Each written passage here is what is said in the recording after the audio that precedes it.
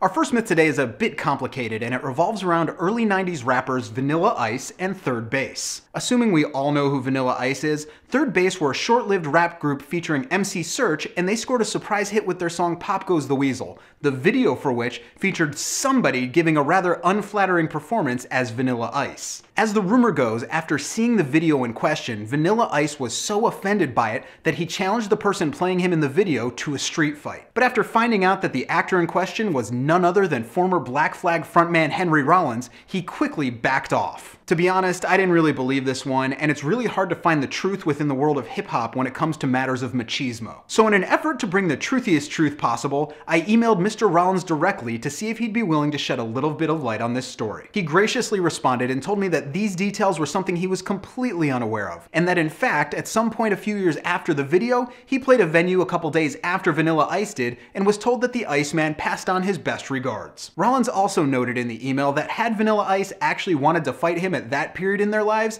it would have gone very, very badly for Mr. Ice Ice Baby. Truth right from the source, folks. While there's no question that Vanilla Ice was unhappy with the portrayal of him in someone else's video, the fact of the matter is, had he wanted to actually fight Henry Rollins, it was likely something he only whispered to his close friends when nobody else was around. The second myth I'm going to explore today is the one that says Michael Jackson owned the rights to the Beatles catalog. To understand the truth and falsehood in this, you need a bit of an understanding of the inner workings of the music industry, because at some level, this is in fact true. In 1984, Michael Jackson and Paul McCartney collaborated on the song The Girl Is Mine for Jackson's Thriller album, and they apparently got into a discussion on how Jackson could best invest his new mountains of money. McCartney wisely advised him to get into song publishing, as it's one of the most lucrative investments one can make in the music industry. And yes, Jackson did buy the publishing rights to the Beatles catalog, but he didn't buy the songs themselves. Jackson had absolutely no control over where or when or by whom any of the Beatles songs could be used, as the publishing rights he purchased basically meant that whenever one of those songs was used, he'd get a cut of the money. The Fab Four didn't lose a cent or any ownership of their music, as Jackson owned part of the publishing company, not the songs. To take this story to its end, throughout the 1990s, as Jackson's medical and legal bills began to mount, he actually began selling off parts of the catalog to Sony Records, and eventually they owned the entire thing before distributing it out elsewhere. So yes, for more than a decade, Michael Jackson did own part of the publishing rights to the Beatles catalog, but aside from making him a lot of money, it was really an insignificant event. Our final myth today revolves around the lyrics to James Taylor's song Fire and Rain, which is said to have been written about the loss of his girlfriend, Suzanne. As the story goes, when Taylor sings the line, "Sweet dreams and flying machines and pieces on the ground," he's apparently referring to the time when his friends bought a plane ticket for his girlfriend Suzanne so she could give Taylor a surprise visit, but tragically the plane crashed. While it makes for a very compelling story, it just isn't true. The lyric actually refers to the breakup of Taylor's former band. They were called the Flying Machine, and the claimed plane crash never happened. Complete myth. So those are my myths for today. I hope you enjoyed them. Be sure to check back here every single Thursday as I delve into some of the greatest stories in music history, and be here every day for all the music news, reviews, and knowledge you'll ever need.